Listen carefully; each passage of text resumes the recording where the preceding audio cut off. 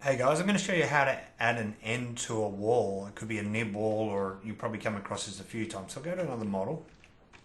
Here we go. And you'll notice here that I have a wall without an end. Now, if you are using an older version of PlusSpec, you may need to go to Extensions, PlusSpec, and go down and find Redraw Walls. So that'll be under your Walls tool. Redraw Walls. Right. Now, if this is an older model, it's a good idea to go File, Save before you do this, because if you made changes to your wall, you could get unexpected results. In this case, this has been done in the new version of PlusDesignBuild in 2021.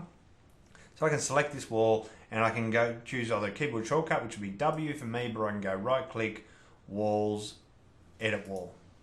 Now, if I go to Edit Wall, when I scroll down to the bottom here, we have Trim. And if I go to my trim and I go in here, and you'll notice down the bottom I have trim end. If I go here and go at the end of the wall and go submit, you'll notice that I now have an end on the end of my thing. You can also draw a wall with start or finish. So you'll notice I've got end there, but if I actually change this here to start, and I go submit, all right. Or if I wanted it on both, so it might be a wall that's freestanding, both. Okay, and you'll notice that now I have a trimmed end on all of those selections that I did there. Guys, I hope it helps you out. If you've got any questions, ask them below. If you like the video, push like. If you dislike the video, push dislike, but make sure you tell us why. Cheers.